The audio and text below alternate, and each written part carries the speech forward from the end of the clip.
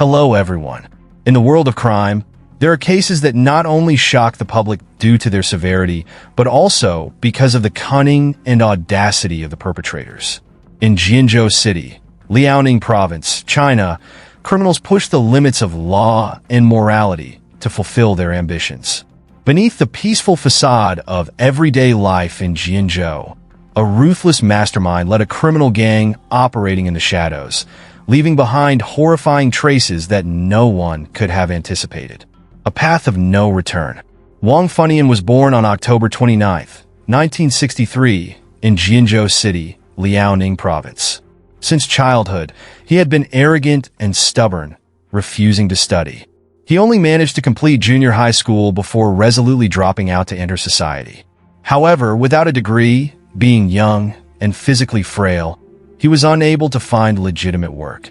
In his desperation to make money, Funian turned to theft, setting himself on the wrong path. In 1981, he was sentenced to 3 years of reform through labor for theft. In 1985, he reoffended and was sentenced to 7 years in prison.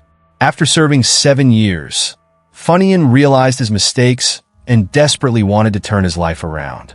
He sought honest work, taking on temporary jobs. Though the income was meager, at least he no longer had to worry about breaking the law.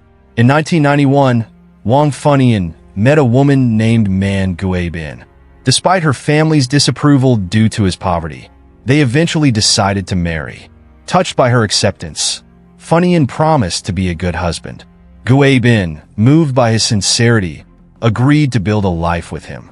After their marriage, the couple opened a small eatery. Funian handled the cooking while his wife managed the business. Their modest life gradually found stability, and their business even thrived.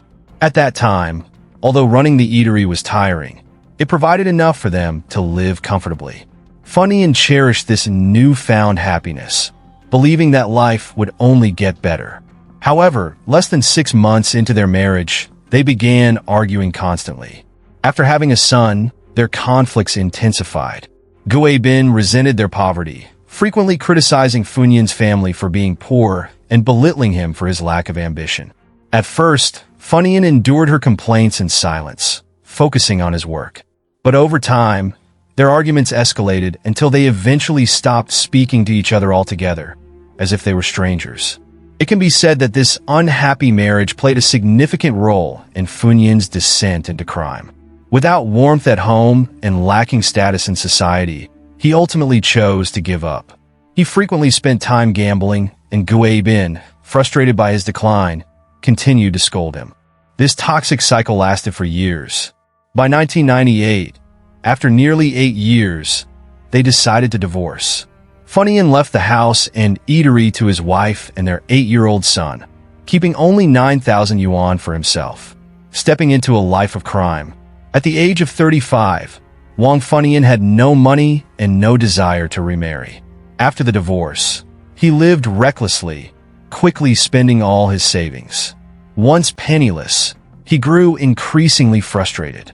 He wanted to enjoy life, but his own abilities were insufficient. Thus, he conceived the idea of robbery. His plan was to target wealthy business owners and government officials, aiming to steal hundreds of thousands of yuan. He envisioned a luxurious life, free from work and societal judgment.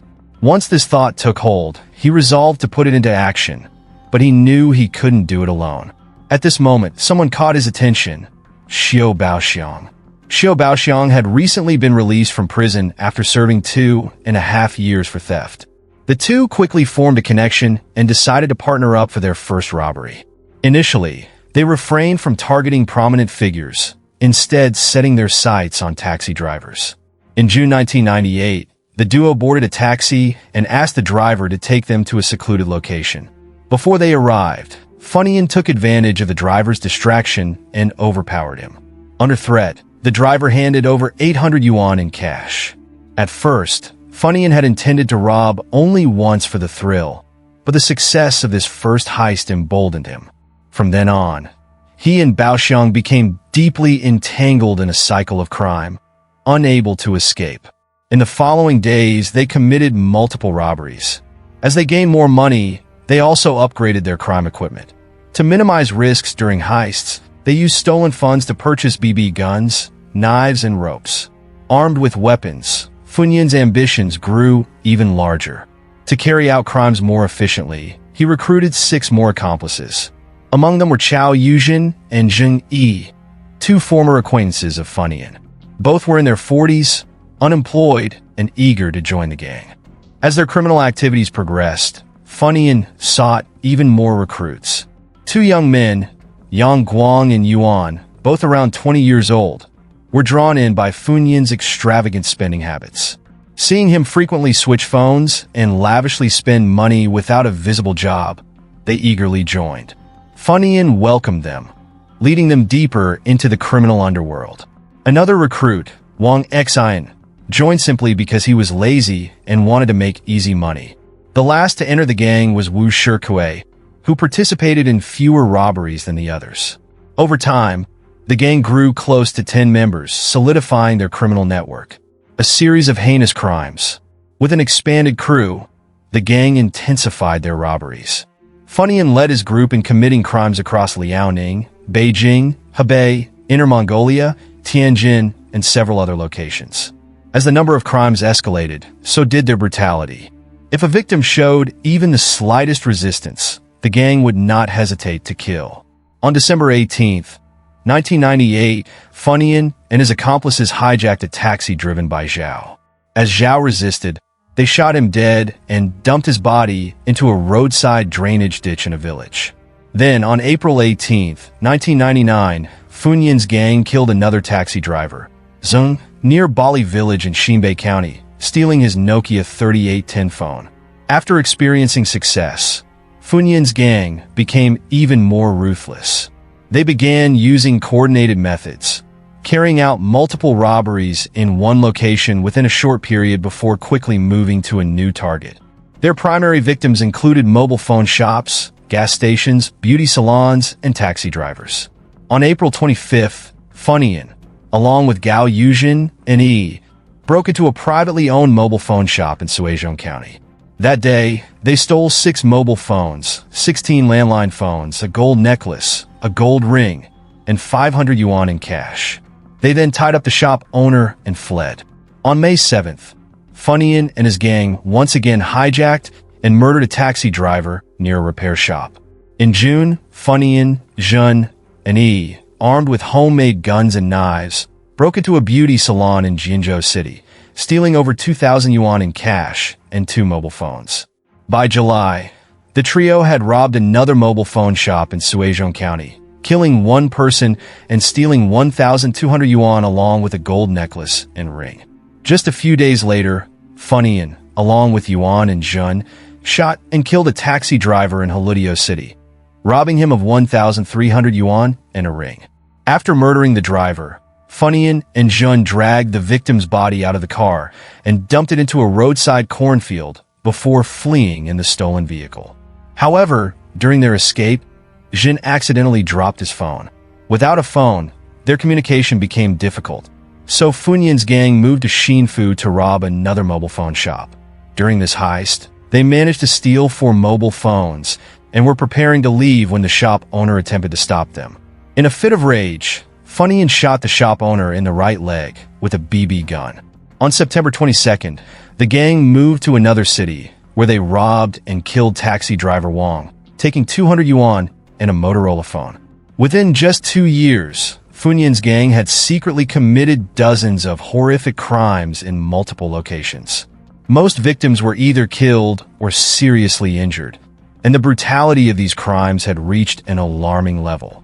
Due to the severity of the situation, the Jinzhou City Public Security Bureau assigned more than 10 elite officers to form a special investigation team responsible for tracking down this violent gang. The investigation begins. While maintaining close contact with neighboring cities to cross-reference the cases, the police also increased the number of patrol officers throughout the city. They monitored all vehicles entering and leaving the city around the clock. Nearly 50 police officers were deployed to investigate locations frequently visited by the suspects, such as bus stations, karaoke bars, hair salons, hotels, and restaurants. The police gathered intelligence from multiple sources and even mobilized special reconnaissance officers to secretly monitor over 90 potential suspects. Thanks to these efforts, a major breakthrough was achieved. On May 2nd, 2000, an undercover officer provided the investigation team with a critical tip. He reported that a man named Yuan, living in the Dahuai district of Jinzhou City, had been overheard talking in a restaurant. While watching a TV series about a crime case in Shenyang on Liaoning television, Yuan had laughed and boasted that their gang's crimes were far worse than the ones shown on TV. Upon hearing this, Funyun immediately frowned and signaled Yuan to stop talking. Coincidentally, an undercover officer was sitting at the next table and overheard everything Yuan had said. Upon receiving this information, the police quickly launched an investigation into Yuan. They successfully arrested him at a karaoke bar in Dahuai district. Initially, Yuan refused to confess, but as the interrogation continued, he buckled under pressure and guilt, ultimately admitting to his crimes and revealing the whereabouts of his accomplices. However, most of the gang members had already fled, further complicating the investigation. On May 2nd, 2000, the investigation team classified Funyun's gang's murder and robbery spree as the city's top priority case, naming it Case 520. The police issued a citywide manhunt and public wanted notices, offering rewards for their capture. Through meticulous investigation, they quickly identified the whereabouts of several suspects, including Wang Funyun. To ensure the operation's success, the task force devised a detailed plan, deploying all criminal investigators, local police officers, and 10 forensic experts from the provincial investigation team. They split into 7 teams to carry out the arrests. At 4 p.m. on May 20th, the command center issued an order and a large-scale manhunt commenced. This time, key suspects such as Gao Yuzhen, Yi, and Wu Shikue were arrested by law enforcement. During their interrogation, the 3 confessed to multiple murders they had committed. The investigation team then dispatched smaller units to Liaoning, Shenyang, and other regions to track down the remaining fugitives. Eventually, the police arrested Yang Guang in Nanyang Village, Wuyang Township, Liaoning Province. On May 27th, a man named Wang Xin was also captured in Shenyang. Meanwhile, local police apprehended Xiao Baoxiang. At this point, the criminal gang had been dismantled, except for the mastermind, Wang Funyun, who remained at large. 7 other gang members have been arrested. During their interrogations, the suspects confessed to all the murders they had committed. Shockingly, what stunned the police the most was that Wang Funyun alone was responsible for 18 murders. Realizing the urgency, the police intensified their pursuit of him. If left unchecked, he would undoubtedly continue his killing spree. In fact, as the authorities closed in on Wang's gang, he had already received word and begun fleeing from place to place. Despite being pursued by the police, Wang Funyun remained audacious. On May 27th, he single-handedly hijacked a private taxi in Xinfu, robbing the driver of his cash. Fortunately, the driver managed to jump out of the vehicle and escape, narrowly avoiding death. 2 days later, on May 3rd, Wang, along with his new accomplice Niu Deshun, targeted a private gas station in Beishao. They used a BB gun and a folding knife to kill 2 employees on duty, Chinyu Quan and Suji Lin, while severely injuring another employee named Shui. The gang then looted approximately 3,000 yuan before fleeing. Between June and July, Wang Funyun continued his crime spree across Lingyuan, Hebei, and several other locations. The police set a trap. Although the police had attempted multiple arrests, Wang repeatedly evaded capture. However, the investigation team identified patterns in his crimes and predicted that he would continue his activities along National Highway 101 toward Beijing. In response, they devised a proactive plan to ambush him. Led by the head investigator, more than 50 officers were deployed in 5 groups, spreading across various regions in Hebei and Inner Mongolia to carry out the manhunt. Subsequent events confirmed that the Jinzhou City Public Security Bureau's predictions were accurate.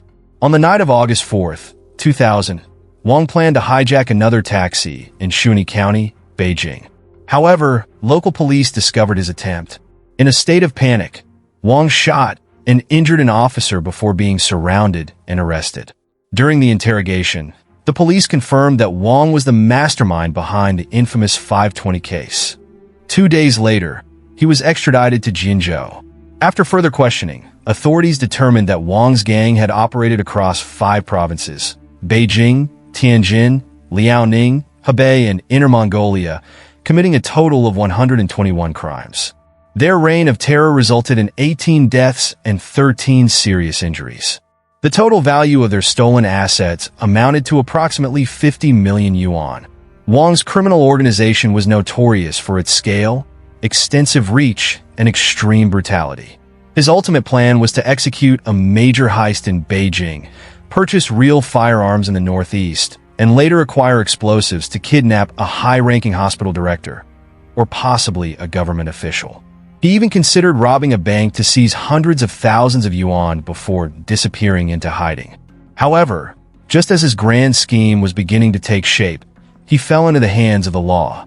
On September 27, 2000, shortly after the case was cracked, the Jinzhou City Prosecutor's Office took over the legal proceedings. By February 21, 2001, after more than 4 months of investigation, the case was officially concluded. During this period, the police and prosecutors collaborated to gather evidence, verify crime scenes, and compile 14 additional identification reports along with 46 pieces of documented proof.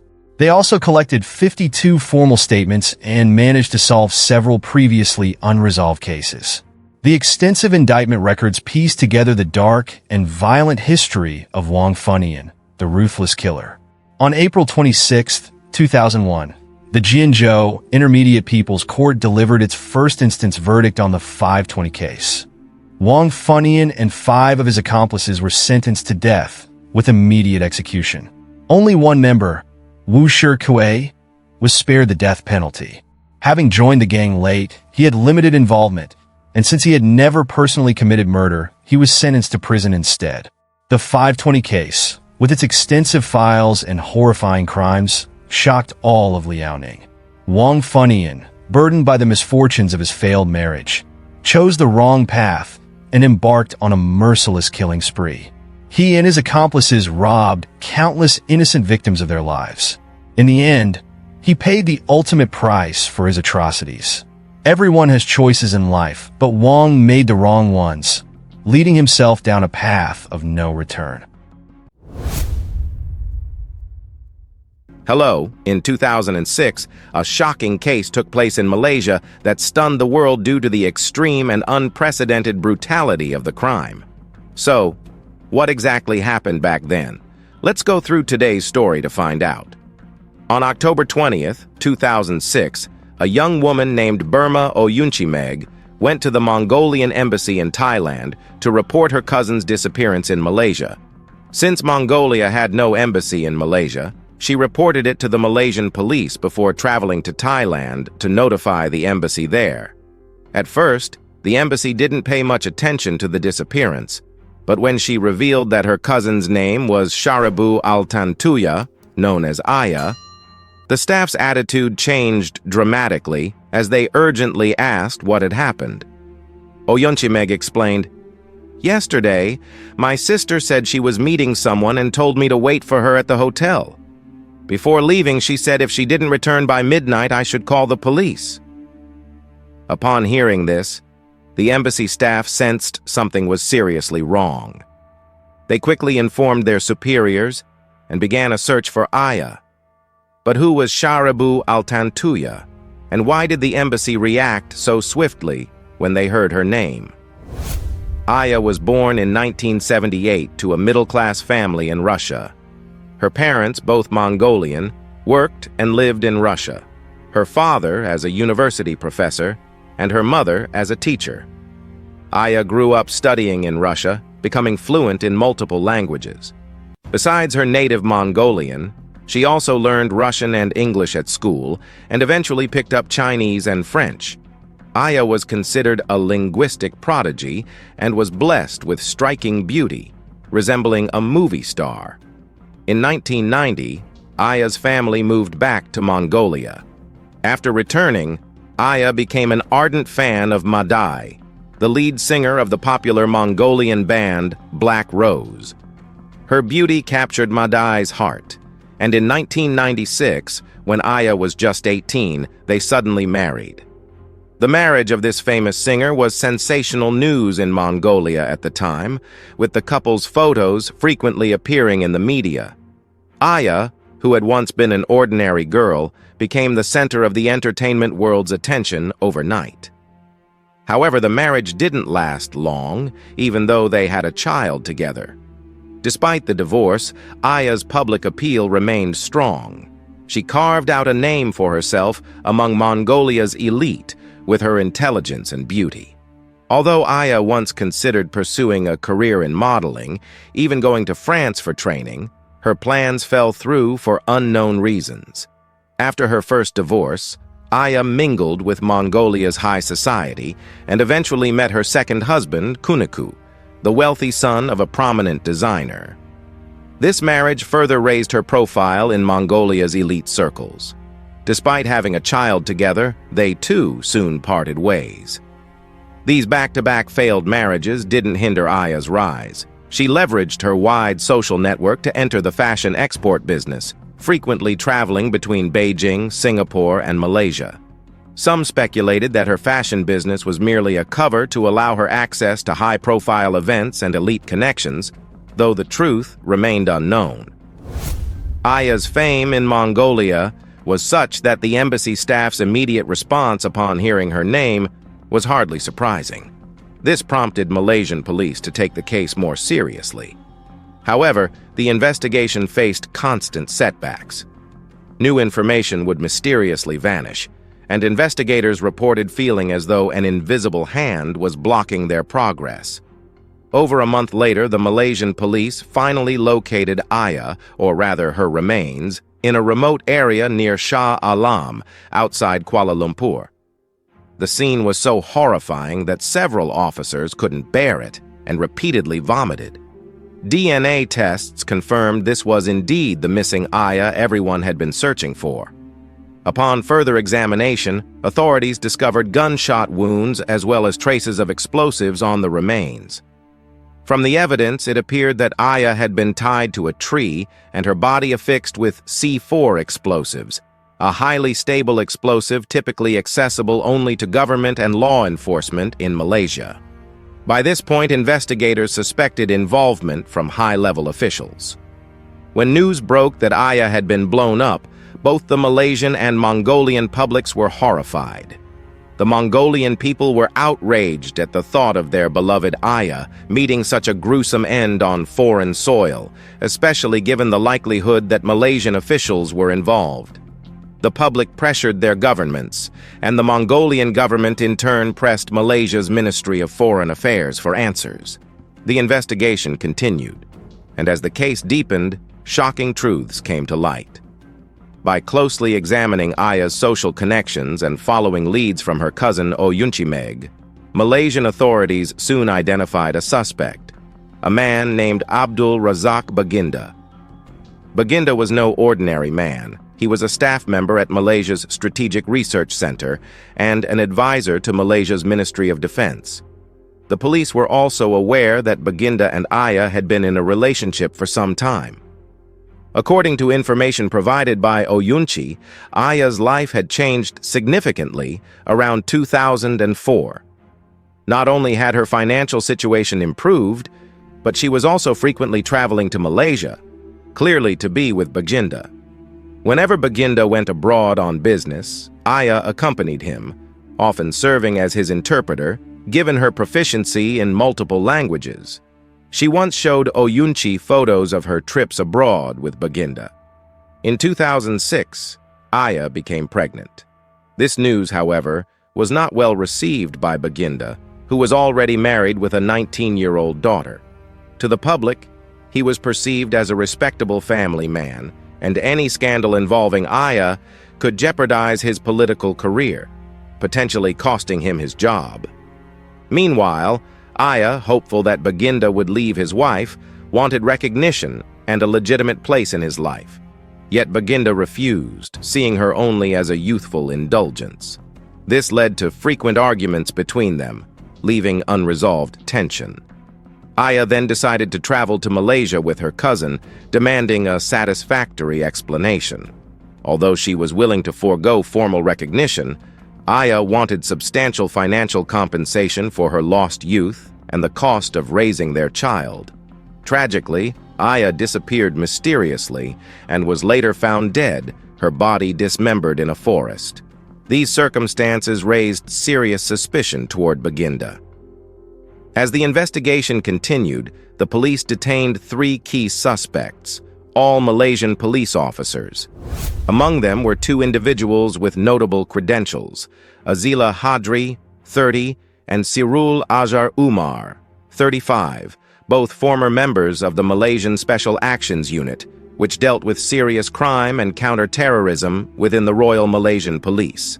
Following the arrests of Azila and Sirul, Aya's case gained nationwide attention. High-ranking government officials and prominent police officers became involved, shocking the entire country. The investigation revealed that neither Azila nor Sirul had any direct link to Aya. They didn't even know her. Both claimed they were merely following orders, with the figure they served emerging as the prime suspect, Abdul Razak Baginda. Baginda was subsequently taken into custody, where he admitted to the affair with Aya but denied any role in orchestrating her murder. Despite his denial, Baginda faced charges of inciting murder, while the 2 senior police officers involved were charged with murder. The case appeared to be straightforward, but was it truly so simple? Aya's initial wish for formal recognition, later replaced by a demand for financial support, shouldn't have been an insurmountable problem for Baginda. In Malaysia, he was wealthy and influential, with no shortage of funds. For an issue that could be resolved with money, it seemed unlikely he would risk his future by resorting to murder. The brutal use of explosives to destroy evidence was also seen as excessive. This raised questions. Was there a hidden secret, or was the notion of a crime of passion simply a cover? Shortly after, a French journalist named Arnold Dubois conducted his own investigation, publishing an explosive article in France's Liberation. Arnold suggested that Aya's death might be tied to a major scandal within the Malaysian government. In March 2005, Aya and Baginda traveled together to Europe. This trip, which initially appeared to be a vacation, was actually for Baginda to negotiate as an intermediary for an arms dealer, representing Deputy Prime Minister Najib. They were planning to purchase 2 submarines from France. Back in June 2002, Malaysia had already signed a contract with France for the submarine purchase. Baginda's recent trip was merely to finalize the details. Likely, sensitive information emerged during the transaction, prompting Baginda to bring Aya as his interpreter instead of hiring a third-party translator. The deal was soon concluded, but the problem lay in the fact that 114 million euros were directly transferred to a company controlled by Baginda's wife. For those able to connect the dots, this amount clearly indicated a bribe. The 114 million euro sum had probably been divided between Deputy Prime Minister Najib and Baginda. Diverting state funds into private accounts was obviously unacceptable. Aya, having been involved in the entire process, had become a ticking time bomb. To ensure this bomb wouldn't go off, Baginda agreed to pay her $500,000 in hush money. However, for unknown reasons, despite reaching an agreement, Baginda continued to delay payment. Aya had demanded the money multiple times, but Baginda always made excuses to postpone. On October 19, 2006, the day Aya met her unfortunate end, she went to confront Baginda, seeking an explanation and demanding the $500,000 she believed was rightfully hers. Given these events, it seemed more likely that this wasn't merely a crime of passion, but rather an attempt by Baginda and Najib to silence Aya permanently to protect their massive bribe. Arnold's report took the case to a new level, sparking international outrage. If true, this implicated Malaysia's Deputy Prime Minister and revealed a deep layer of governmental corruption. Intriguingly, Aya's immigration records were missing, and all airport surveillance footage had been erased, suggesting involvement at a level beyond ordinary individuals. Consequently, Deputy Prime Minister Najib found himself under scrutiny. But was he truly involved in Aya's death? In this intense situation, Baginda decided to go public, admitting that he had a relationship with Aya, but emphasizing that Najib was not involved. He claimed that Najib never met Aya and had no intentions of silencing her. Deputy Prime Minister Najib also spoke out, mainly to deny any acquaintance with the victim and to criticize the press for defamation. However, Aya's cousin, Oyunchi, disagreed with these statements. She claimed that her cousin once showed her a photo featuring Baginda, Deputy Prime Minister Najib, and Aya dining together at a restaurant.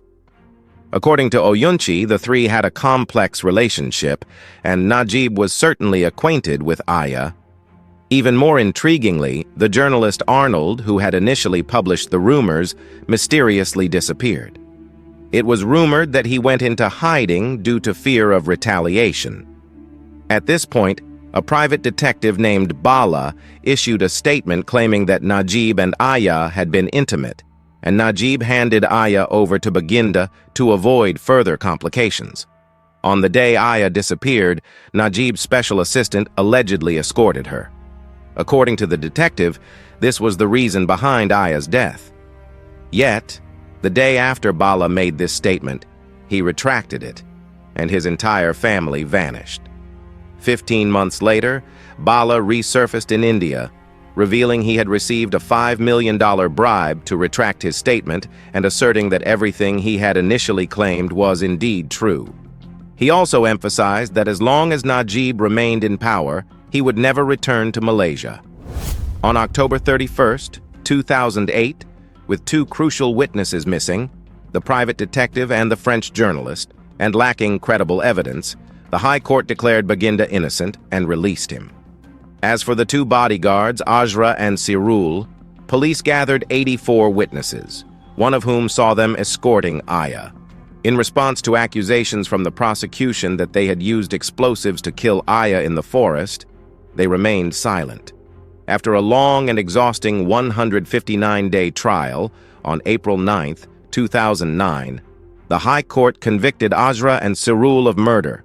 Neither of the two showed surprise at the verdict, though both announced they would appeal. Their families not only accepted the ruling, but also stressed there was no political influence involved. Aya's parents and cousin, however, were outraged by the ruling, believing that Ajra and Sirul were merely following orders from superiors, while the real culprit remained unpunished.